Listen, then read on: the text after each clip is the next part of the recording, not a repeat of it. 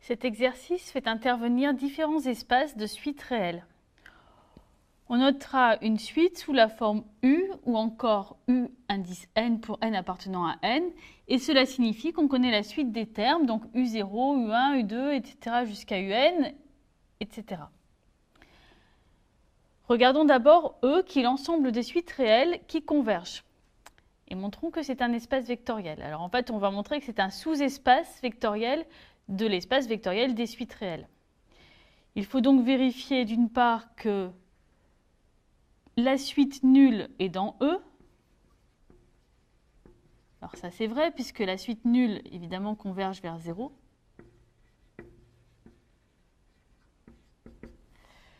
Il faut également savoir que la somme de deux suites convergentes est convergente. Alors on a même une information sur la limite, c'est-à-dire que si on fait la somme d'une suite qui converge vers L et d'une suite qui converge vers L', alors la somme converge vers L plus L'. Et enfin, vérifier que E est stable par la multiplication par un scalaire, c'est-à-dire que si on a un nombre réel lambda et un élément U, c'est-à-dire une suite de termes généraux UN qui converge, donc puisqu'elle est dans E, donc on va noter par exemple L sa limite.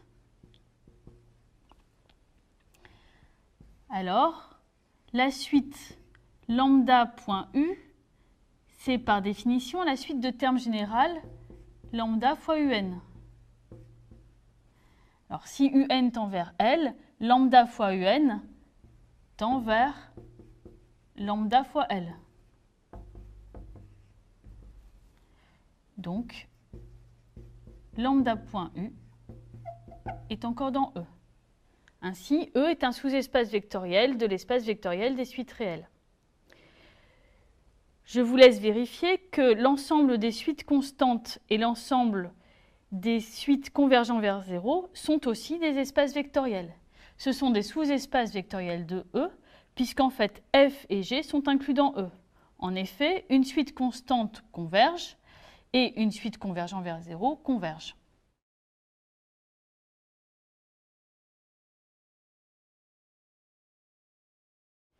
Montrons que F et G sont en somme directe dans E. On a deux choses à vérifier. Il faut vérifier que l'intersection de F et G est réduite à 0. Ici, c'est le 0 de E, c'est-à-dire la suite nulle. Et il faut vérifier que F plus G égale E. Alors pour l'intersection, on prend un élément qui est à la fois dans F et dans G. Donc U, c'est une suite qu'on va écrire sous la forme U indice n. Donc puisque U appartient à F, qui est l'ensemble des suites constantes, ça signifie qu'il existe un petit c tel que pour tout n, UN égale c. Mais d'autre part, U appartient à G. G, c'est l'ensemble des suites qui convergent vers 0.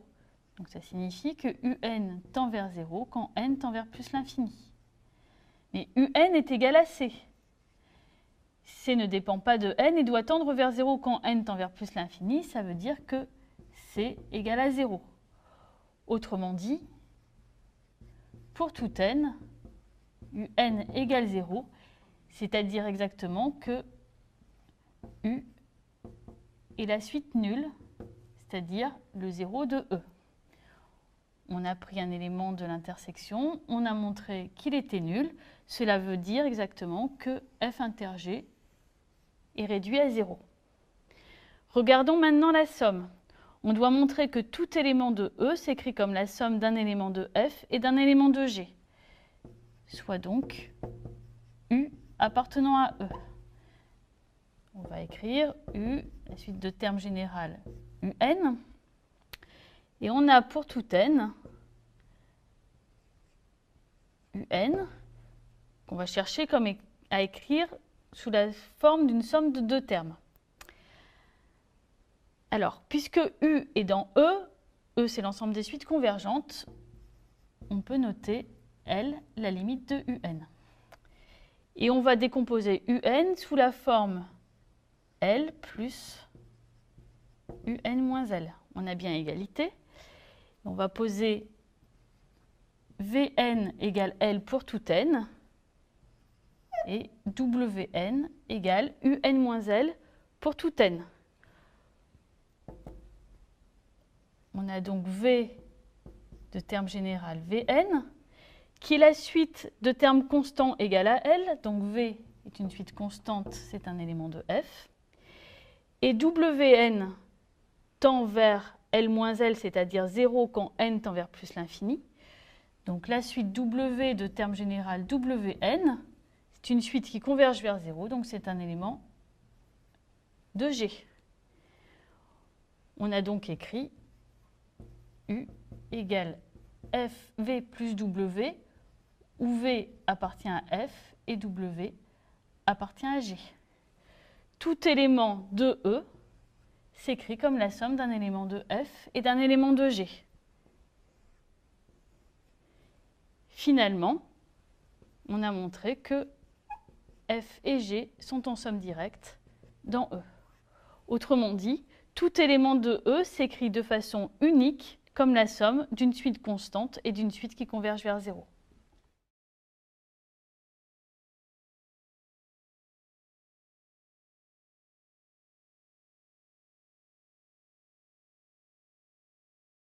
Entraînez-vous à manipuler les espaces de suite en prouvant les deux propositions suivantes.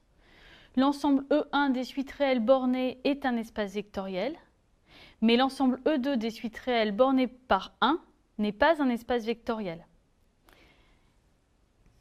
Ici, E1 est donc l'ensemble des suites réelles pour lesquelles il existe un réel grand M tel que pour tout n, valeur absolue de UN est inférieure ou égale à grand M. E2 est l'ensemble des suites réelles telles que pour tout n, valeur absolue de UN est inférieure ou égale à 1.